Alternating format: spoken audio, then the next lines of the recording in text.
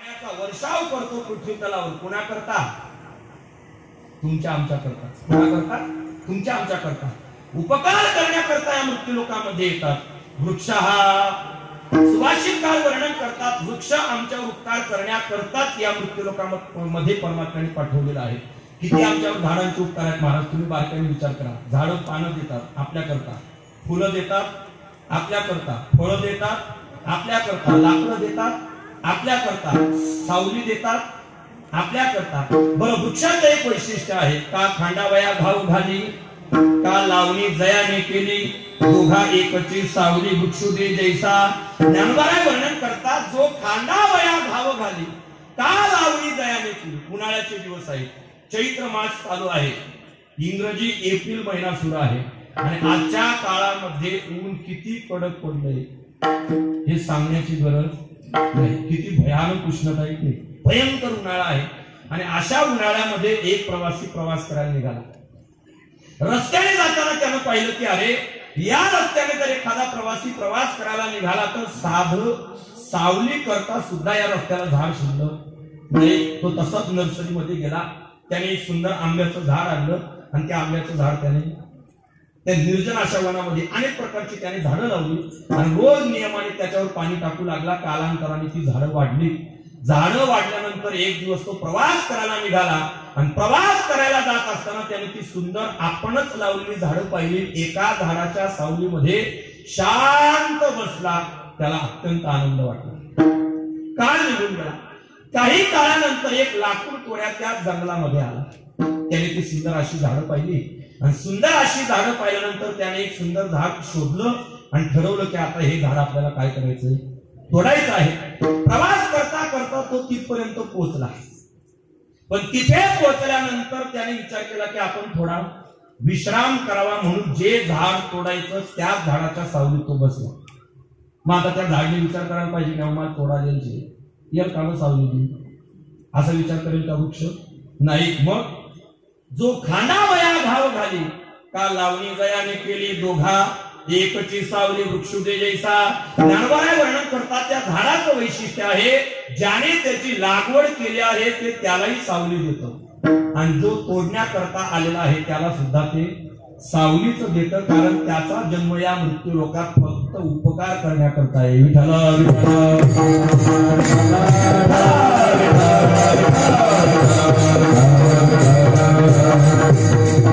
परोपकाराय फलंती वृक्षः, परोपकाराय वहन्ति नद्यः, परोपकाराय दुहन्ति गावः, परोपकाराय इदं शरीरम. सुभाषितकार वर्णन करतात, या जगामध्ये नदी वाहते फक्त परोपकार करण्याकरता. या जगामध्ये झाड फळ देतं फक्त परोपकार करण्याकरता. या जगामध्ये गाय दूध देते कुणाकरता? जरा बारकाईने ऐका. गाय खरं दूध कुणाकरता देते? वासरा करता. कुणाकरता? वासरा करता. त्या दुधाचा खरा मालक कोणी? कोणी? वासरू. त्या दुधावर खरा अधिकार वासराचाच आहे. गाय दूध देते वासरा करतात, त्या दुधाचा खरा मालक आहे वासरूच आणि त्या दुधावर खरा पहिला अधिकार कुणाचा आहे? वासराचा. मग आपण काय करतो? पहिले त्याला पोटभर दूध देतो आणि मग उरेल सुरेल असं करतो का आपण? एकदा का काही गायीच्या काशेला त्याने तोंड लावलं, गायीनं पाना सोडला की आपण त्या वासराला काय करतो? बाजूला करतो. मग ते आपल्या आशीर्वाद देत तुम्ही कल्याण जाऊ, पुन्हा पोरे सोरे शिकणार आहोत असं म्हणतो का ते? नाही महाराज. जरी आपल्या आईच्या काशेपासून आपल्याला बाजूला केला असेल तरीही ते आपल्याला शाप देत नाही. का? कारण गाय उपकार करते जगा करता, दूध देते कुणा करता? जगा करता. गावा. आणि या जगामध्ये सगळ्यात महत्वाचा मुद्दा सांगतो, सज्जन माणसं या मृत्यू लोकांमध्ये प्रगट होतात फक्त जगावर उपकार करण्याकरताच.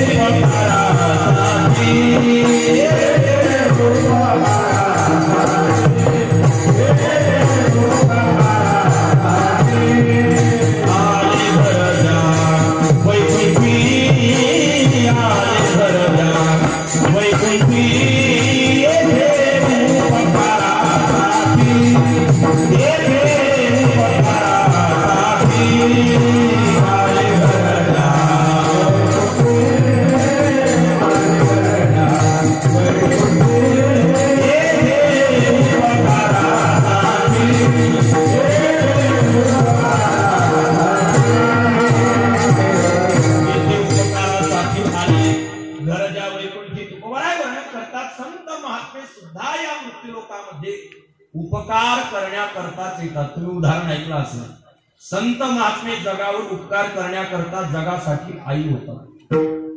संत महात्मे जगासाठी काय होतात? आई होतात. परवा तुम्ही ऐकलं असेल, कृपाळू उदार माझा ज्ञानेश्वर दया नमस्कार वारंवार. ज्ञानोबाराय मृत्यू लोकामध्ये पुरुषाच्या रूपात प्रगट झाले, पण उभं जग ज्ञानोबारायांना काय म्हणतो? माऊली. माऊली शब्दाचा अर्थ काय होतो? आई. शाळेमध्ये समानार्थी शब्द आईला काय आहे? माता, जननी, माऊली. माऊली म्हणजे काय? आई. पण संत महात्म्यात आणि आई किती फरक असतो पहा. स्वतःच्याच मुलावर प्रेम करते तिला आई म्हणतात, पण सगळ्या जगावर प्रेम करते तिला माऊली म्हणतात. अजून बारकाईने सांगताय का? महिला म्हणलं खरं सांगा, आईचं खरं प्रेम मुलावर असतं का मुलीवर?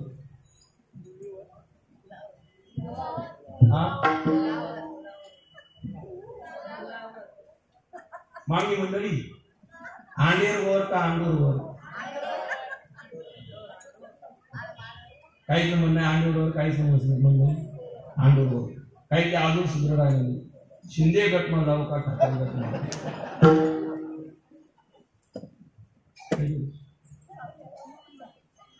काकण भर का असेना आईचं खरं प्रेम मुलीवरच असतं.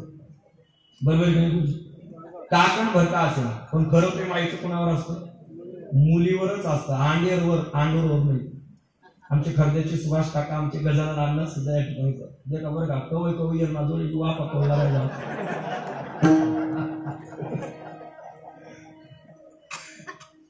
काकण भर का असेना, पण जास्त प्रेम मुलीवरच असतं. तुम्हाला पटवून देतो पा. कार्तिक मार्गशीर्ष महिन्यामध्ये गव्हाला पाणी भरलं जातं. बरोबर आहे गुरुजी? गव्हाला पाणी भरत होता मुलगा. 6 वर्ष लग्नाला झाली होती. किती वर्ष?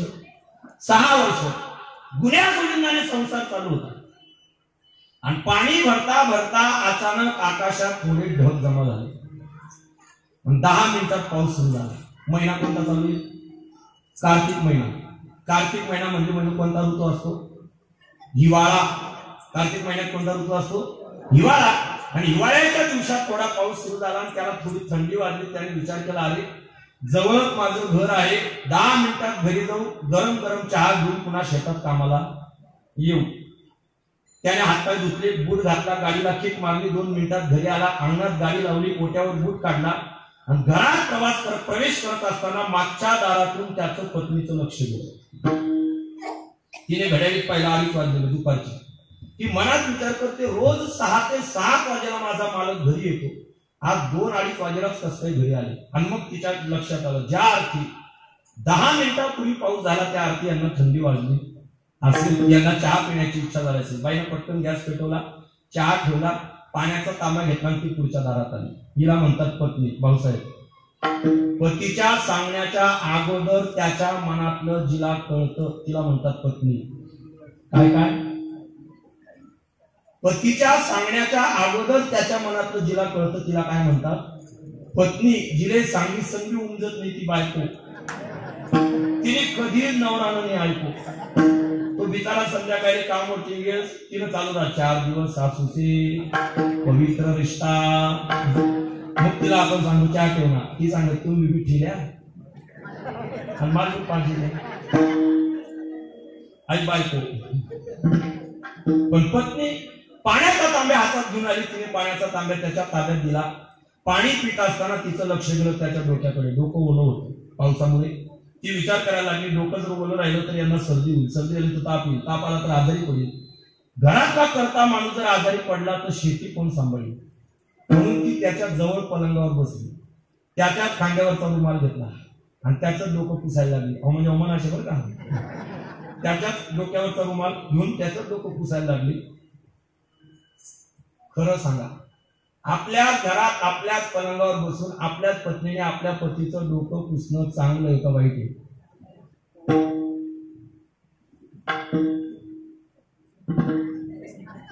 नका पुसा, चांगलं ते म्हणा.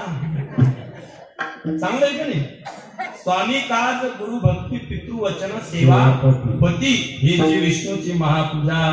तुकोबाराय वर्णन करतात, पत्नीने आपल्या पतीची इमाने इतबारे सेवा करणे हा तिचा धर्म आहे, तिची ती जबाबदारी आहे, तिचं ते कर्तव्य आहे आणि तीच तिच्यासाठी ईश्वर सेवा आहे. पण तो बी तसा पाहिजे बघ का, नाही तर पाऊले चालती पंढरीची वाट नाही, बिलातीची वाट. तोही तसा पाहिजे. अचानक सासू घरात आली, त्याची आई तिची सासू, तिने या दोघांना पलंगावर पाहिलं, तिने तसा रिटर्न गेट टाका लगेच समोरच्या वट्ट्यावर. तरी 4-5 CCTV कॅमेरा बटन होता. त्यांना फक्त एकच काम, घरण्या भाकरी खावाण्या आणि लोकांच्या बकऱ्या चालण्या. कोणा घरमा कोण निरायनं, कोणा घरमा काय चालू शे, आज कुठे पाहुणे होतात, कोणावर कितलं कर्ज शे, त्यांना अख्खं फुकायले तरी विटावणे. मग तू खेळी टाक, ती बी कोण पडत नाही.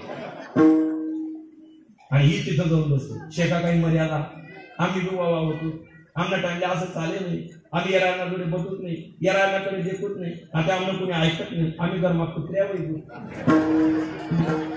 कोणता जाता म्हणून नाही शे बरं का. दरंगाव विटाणून वरंगाव जेवायला नसते. त्या सुनबाईने ऐकलं, तिने विचार केला, आता जर मी काही बोलले तर घरात भांडणं होती. शहाणी माणसं वेळ पाहून माघार घेतात. तिनं पाण्याचा तांब्या घेतला, ती मागच्या दारात निघून गेली. आता पती नावाचं पात्र म्हणजे घट्यामा सापडेल धान्य असतं. त्याला आईची बाजू घेता येत नाही, पत्नीची बाजू घेता येत नाही. त्याने मान खाली घातली, बूट घातला, गाडी टीक मारली, बिगरच्या आलेवाना पहिल्या. 1-1.5 तासानंतर त्या म्हातारीची मुलगी आणि जावई कुठेतरी लग्नाला गेले होते. आणि जावई फाट्यावरून गाडी चालली होती. तिने आपल्या मालकाला सांगितलं, ऐका ना, म्हणे काय, अर्धाच किलोमीटर माझं माहेर आहे, 10 मिनिटं माझ्या आईला भेटू, गरम गरम चहा पाणी करून सुख दुःखाच्या गप्पा गोष्टी करून पुढच्या प्रवासाला निघून जाऊ. त्याने ऐकलं, गाडी वळवली. ऐकणं पडस भेटतीच नाही. त्याच अंगणात गाडी लावली, त्याच डोक्यावर चप्पल बूट काढले, त्याच पलंगावर 2 जण बसले. समोरून म्हातारी गंमत पाहत होती. लगेच भाषा बदलली. म्हणजे ती काही इंग्रजी बोलायला लागली का, खवूट बोलायला, ती गोड बोलायला लागली. माय काय सुंदर जोडा बटेलचे, जसं काय राम सीता शेतात. पहिला का बिटाळा होता का, आलं का नाही. जेवढं प्रेम आई आपल्या मुलीवर करू शकते तेवढं प्रेम मुलावर करत नाही. संतांचं तसं आहे का, संतांचं तसं नाही महाराज. जे फळांचे व्यंकटी सांडू, तया सत्कर विरती वाढू, भूता परस्परे पडू मैत्र जीवांचे. स्वतःच्याच मुलावर प्रेम करते ती आई, पण वैऱ्यांवर सुद्धा प्रेम करतात ते संत. वैऱ्यांवर सुद्धा प्रेम करतात. म्हणून तर आमचे तुकोबाराय वर्णन करतात, ऐसी कळवळ्याची जाती करीला भाविन प्रीती, करीला भाविन प्रीती, ऐसी कळवळ्याची जाती. तुका म्हणे माझे तुम्हा का, या मृत्यू लोकांमध्ये संत महात्मे अवतरित होतात फक्त जगावर उपकार करण्याकरता. पण महाराज त्या संतांना ओळखायचं तरी कसं, त्यांनी काय अशी पाठी लावलेली असते की MH18, त्यांना ओळखायचं तरी कसं. मग त्या संत महात्म्यांचं गुणत्व सिद्ध करण्याकरता जगद्गुरु तुकोबाराय दृष्टांत देतात अभंगाच्या पहिल्या चरणात.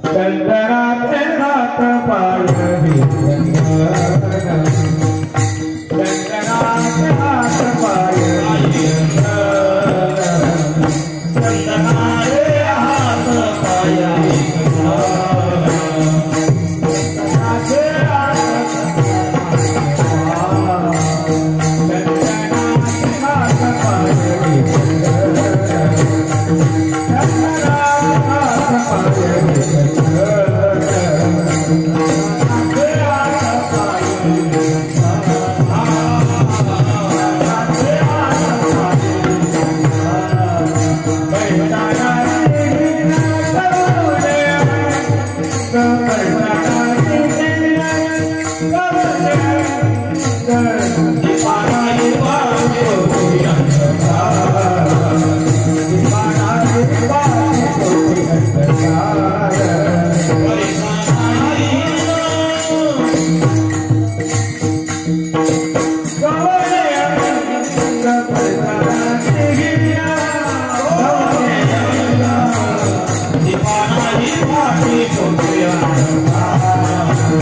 चंदनाचे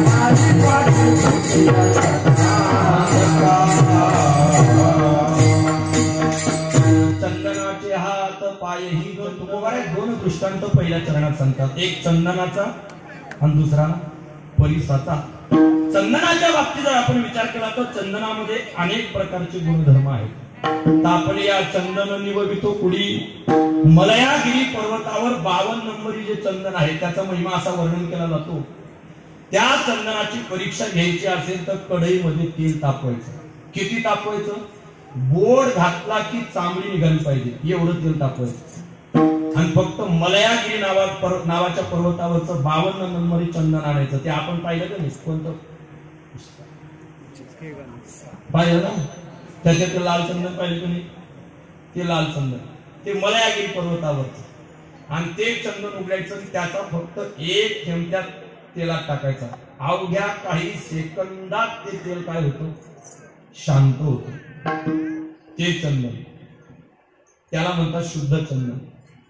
तापली या चंदन निववितो कुडी, तुकोबाराय वर्णन करतात एवढा गुणधर्म. म्हणून आजही आळंदी पंढरपूरला जर तुम्ही गेलात तर चैत्र, वैशाख आणि ज्येष्ठ महिन्यामध्ये भगवान पांडुरंग परमात्म्याच्या मूर्तीला आणि ज्ञानोबारायांच्या समाधीला चंदनाची उटीची पूजा असते. दररोज चैत्र, वैशाख आणि ज्येष्ठ या 3 महिन्यांमध्ये भगवंताच्या मूर्तीला कशाचा लेप लावला जातो? चंदनाचा. जुन्या काळामध्ये जर एखाद्या माणसाला ज्वर झाला, अंगात ज्वर म्हणजे ताप, तर वैद्य लोक फक्त चंदनाचा लेप माथ्यावर ठेवायचे. काही सेकंदात ताप काय व्हायचा? शांत व्हायचा. हा चंदनाचा काय आहे? गुणधर्म आहे. दुसरा गुणधर्म, सामान्य लाकडं जेवढ्या किमतीत मिळतात चंदन तेवढ्या किमतीत मिळतं का? मिळतं. त्याची किंमत कशी असते? अमूल्य असते. दुसरा गुण. तिसरा गुणधर्म, चंदन ज्या परिसरामध्ये राहतं त्या परिसरातल्या सगळ्याच झाडांना सुगंध देतं. सगळ्या झाडांना काय देतं? सुगंध देतं. हा त्याचा गुण आहे. आणि चौथा गुण सांगतो आहे का? चंदन स्वतः झिजत पण दुसऱ्याला सुगंध देत. माणसाने स्वतः झिजावं पण जगा करता जगावं. कारण स्वतः करतात तर कुत्रे मांजरी सुद्धा जगतात. जो दुसऱ्या करता जगतो त्यालाच माणूस म्हणतात.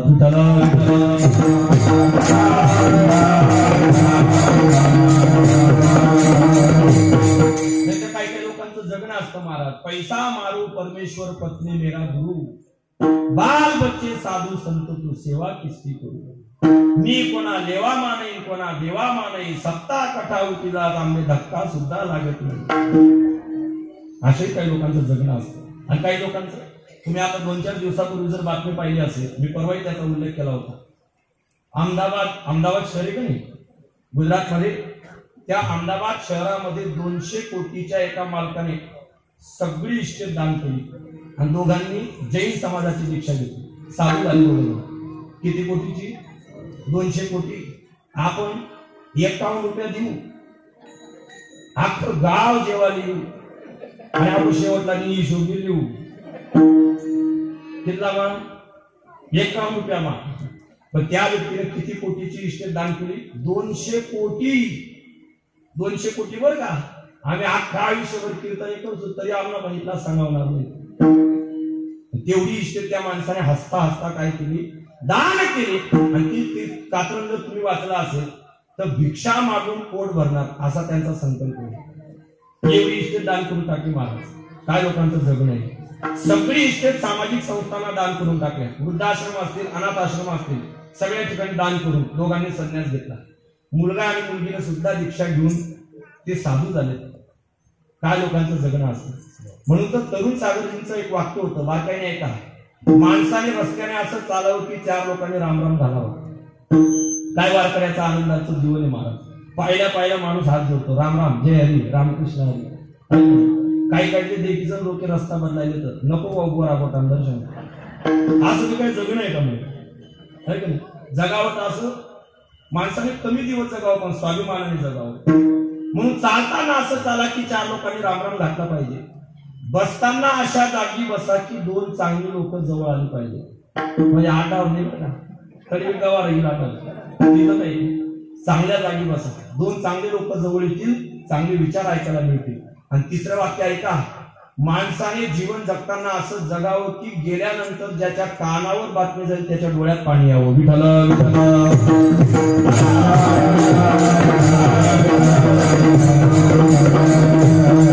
चंदनाचा गुण आहे. चंदन स्वतः झिजत आणि इतरांना काय देतं? सुगंध देतो. तसे संत महात्मे सुद्धा देह कष्ट वे परोपकारे देह कष्ट वे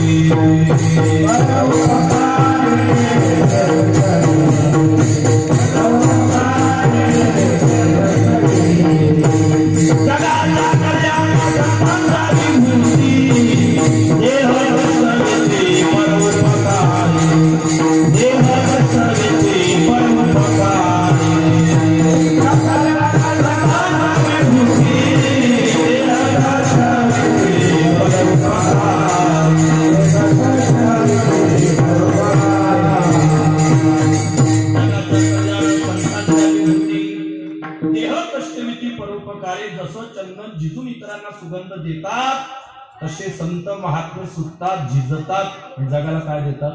आनंद देतात. आमचे एक पारमार्थिक सेवक दत्तुबा वरपाड्याचे, ते नेहमी विनोदात, त्यांचा विनोदी स्वभाव होता. आम्ही त्यांना प्रेममूर्ती म्हणायचो. ते म्हणायचे संत देह कष्टविती आणि आम्ही देह वाढविती.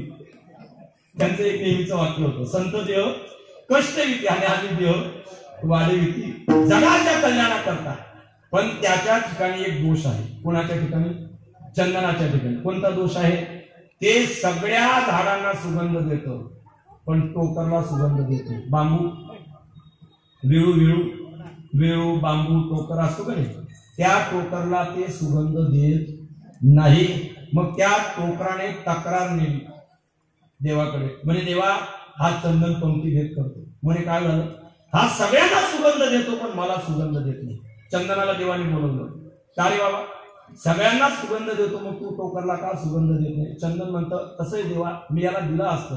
म्हणे मग पण अहो आतल्या गाठीचा आहे, अहो बाहेर उलटत नाही. पण मन ना अशा गाठी मागे ठेवायची नाही.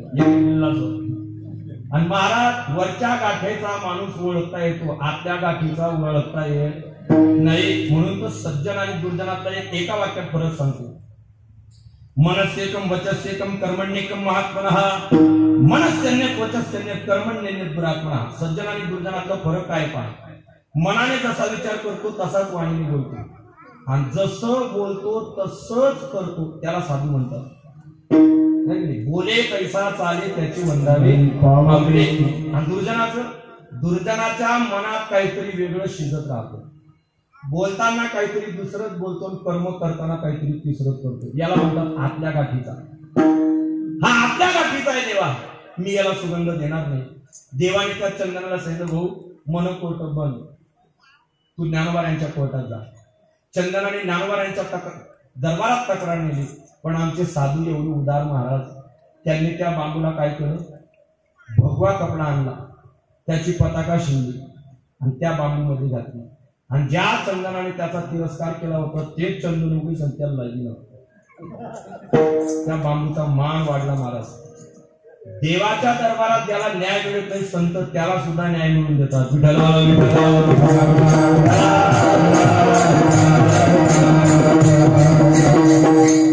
म्हणून तर महाराज शब्दाची व्याख्या केली जाते. अलीकडे तुमचे सारखी लोक आम्हाला काय म्हणतात?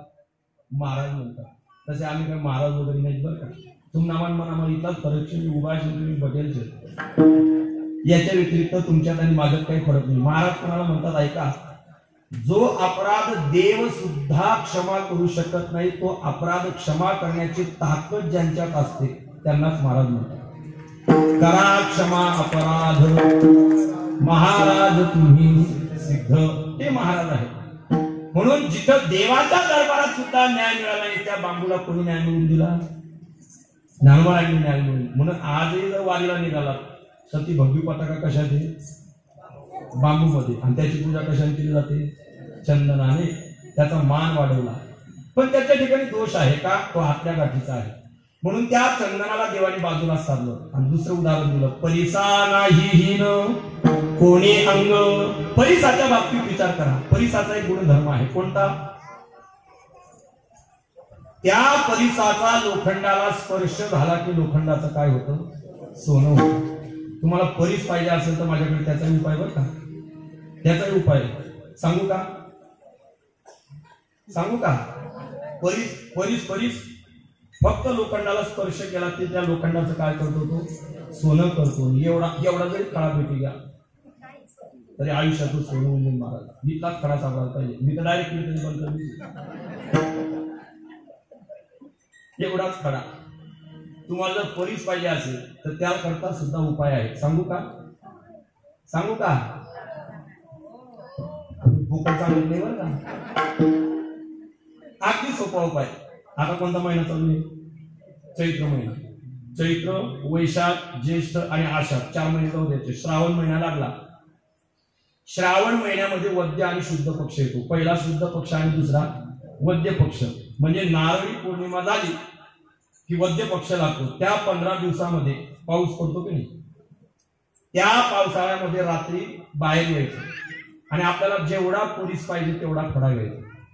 एवढा पाहिजे असेल एवढा, एवढा पाहिजे असेल एवढा, एवढा पाहिजे असेल एवढा, जेवढा पोलीस पाहिजे तेवढा खडा घ्यायचा. आणि एक सुती वस्त्र घ्यायचं. सुती वस्त्र म्हणजे धोतर असेल, रुमाला असेल, असं एक सुती वस्त्र घ्यायचं आणि अंगणात यायचं. ऐका बरं का, तिला बारीक ऐकलं. पोलीस कसा प्राप्त करायचा? तो दगड घ्यायचं, ती सुती वस्त्र घ्यायचं आणि अंगणात उतरायचं. श्रावण महिन्यामध्ये वद्य पक्षामध्ये आणि पावसाची सरी सुरू असताना वीज चमकली की तिच्या प्रकाशामध्ये तो पोलीस 7 वेळा बांधायचा आणि 7 वेळा सोडायचा. त्या दगडाचा काय होतो? परीस होतो. तुमच्या भेटण्याचा माल दिली जातो. या जगामध्ये जेवढी वस्तू किमतीची असते तेवढी ती दुर्लभ असते. एवढं करून पहा. पण शक्य आहे का? का? वीज किती वेळ चमकते? डोळ्याची पापणी लवते न लवते तेवढ्याची काय होते? अदृश्य होते. म्हणून तर दुर्मिळ आहे. म्हणून तर परीस दुर्मिळ आहे. पण त्या परीसाचा एक गुणधर्म आहे, तो जर सापडला तर आयुष्याचं सोनं आहे. तसे साधू आपल्या जीवनामध्ये येतात महाराज, पण कधी येतात आणि कधी आपल्या जीवनाचं सोनं करून निघून जातात आपल्याला सुद्धा तपास लागत नाही. कीर्तनात ऐकलं होतं त्याने, परीस नावाचा दगड लोखंडाला स्पर्श केला तो सोनं करतो. त्याने नोकरीला राजीनामा दिला. म्हणजे एकच करायचं आता, फक्त परीस शोधायचा. मग परीस शोधायचा म्हणल्यावर त्याची परीक्षा कशाने होईल? लोखंडाने. मग त्याने लोखंडाचा खिळा सोबत घेतला. सकाळी उठल्यापासून तर रात्री झोपेपर्यंत त्याचा एकच उद्योग असायचा. दगड उचलायचा, त्याला लावायचा, फेकून द्यायचा, उचलायचं, लावायचा, फेकून द्यायचा, एकच उद्योग. कालांतराने त्या कामाचा त्याला कंटाळा आला. त्याने तो खिळा कमरेला बांधला. मग दगड उचलायचा, खिळ्याला लावायचा, फेकून द्यायचा, उचलायचा, खिळ्याला लावायचा, फेकून द्यायचा. कालांतराने त्या खिळ्याकडे पाहणं सोडून दिलं. फक्त दगड उचले, असा खिळ्याला हाता बांधला, असा उचले, असा लाय फेकले, उचले, लाय फेकले. एक दिवस आंघोळ करता करता त्याचं लक्ष गेलं, तो खिळा पिवळा झालेला होता. म्हणजे कशाचा? सोन्याचा. त्याच्या लक्षात आलं की अरे, आपल्या सवयीप्रमाणे कधीतरी आपल्या हातात परीस आला, त्याने या खिळ्याला सोनं केलं, कधी आपल्या हातातून निघून गेला आपल्याला सुद्धा तपास लागला. महात्मे आपल्या जीवनात कधी येतील आणि आपल्या जीवनाचं सोनं करून कधी निघून जातील आपल्याला सुद्धा तपास लागत नाही का? साधू ओळखता येत नाही. साधू ओळखता येत नाही. म्हणून तर ज्ञानोबाऱ्यांची, तुकोबाऱ्यांची किंमत लोकांना तेव्हा नाही कळाली. आणि आता किती लोक नतमस्तक होतात. साधू असताना त्याची किंमत कळत नाही. हा परीसाचा गुणधर्म आहे. पण त्याच्या ठिकाणी एक दोष आहे. कोणता दोष? ऐका, बारकाईने ऐका बरं का. 1 किलो चांदीचा गोळा. कशाचा? चांदीचा. आणि 1 किलो लोखंडाचा गोळा ठेवलाय. बारकाईने ऐका.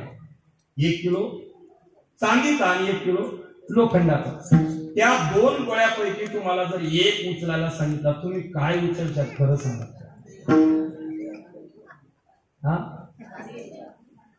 तुम्ही चांदी कमी राहील ना, तुम्ही चांदीच उचलणार. का बरं? तुम्हाला माहिती आहे लोखंडापेक्षा चांदीचा भाव जास्त आहे. पण आता पार्टी बदलावा नाही. तुम्ही काय उचलणार? चांदीच उचलणार. पण समजा तुमच्याकडे जर परीस असला तर, तुमच्याकडे जर परीस असला तर काय उचलणार? 500 जण मतदान बदलायचं. आता तुम्ही काय उचलणार? लोखंडच. कारण तुम्हाला माहिती आहे हा परीस फक्त लोखंडाचं सोनं करू शकतो, चांदीचं नाही. हा त्याच्या ठिकाणी काय आहे? दोष आहे. संतांचं तसं आहे का? सकळांची येथे आहे अधिकार, यारे यारे लहान थोर, याचे भलते नारी नर.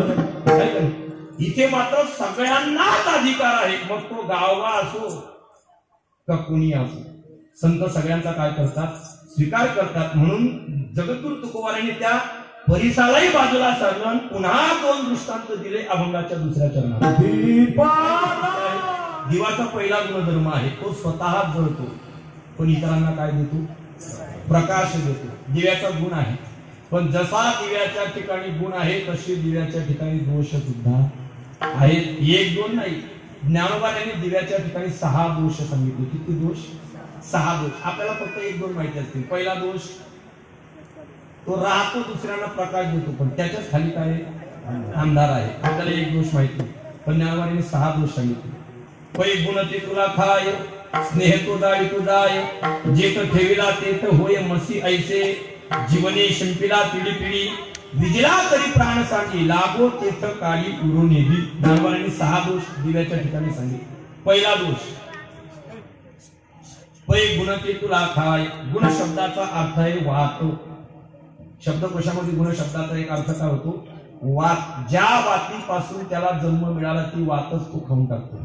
दिव्याचा पहिला दोष. गुण ते तुला खाय, स्नेह ते जाळीत जाय. स्नेह म्हणजे तेल. ज्या तेलापासून त्याला पुष्टी मिळते ते तेलच तो जाळून टाकतो. त्याचा दुसरा दोष. तिसरा दोष, ठेविला तेथ वैमसी ऐसे. ज्या जागेवर त्याला ठेवलं जातं ती जागा सगळी काळी करून टाकतो. हा त्याचा काय आहे? तिसरा दोष. पहिला दोष, वातच जाळून टाकतो. दुसरा दोष, तेलच पिऊन टाकतो. तिसरा दोष, ज्या जागेवर ठेवलं त्या जागेला कलंकित करतो. 3. चौथा दोष, विजिला जीवने शिंपीला पिढी. थोडा पाण्याचा फवारा मारला की तडतड तडतड करतो. त्याचा चौथा दोष. 5वा दोष, विजिला तरी प्राण सांगी. कुंकर मानलं की जीव सोडून देतो, म्हणजे विझूनच जातो. 6वा दोष, लागे तरी काळी उरो नेदी. जिथे लागतो तिथे काळी सुद्धा शिल्लक ठेवत नाही. हा दिव्याचा काय आहे? 6वा दोष आहे. पण संतांच्या ठिकाणी आहे का? एकही दोष नाही महाराज. म्हणून दिव्याचं उदाहरण बाजूला ठेवलं आणि सर्वांगी साखर अवघी गोड. शेवटचं उदाहरण तुकोबाराय देतात साखरेचं. साखरेचं वैशिष्ट्य असं आहे, ती सर्वांगाने गोड आहे. कोणत्याही बाजूने खाल्ली तरी गोडच लागते.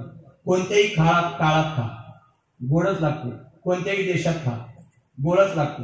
कोणत्याही अवस्थेत खा गोडच लागते. उभं राहून खा गोडच लागते. बसून खा गोडच लागते. चालता चालता खा गोडच लागते. झोपता झोपता खा गोडच लागते. एखादा झोपेला तोंडमा टाकी द्या, तो बी चुकी चुकी टाकी जात. साखर कशी खाल्ली तरी ती गोडच आहे, हा तिचा गुण आहे. पण दोष, जास्त खाल्ली तर डायबिटीस होण्याची भीती. म्हणून त्या साखरेचं उदाहरण तुकोबाराय बाजूला सारतात आणि शेवटी वर्णन करतात. या सगळ्या वस्तूंच्या ठिकाणी गुण आहे तसा दोष सुद्धा आहे. पण सज्जनाच्या ठिकाणी शोधून सुद्धा दोष सापडत नाही. अभंगाचं शेवटचं चरण. तुका म्हणे तैसा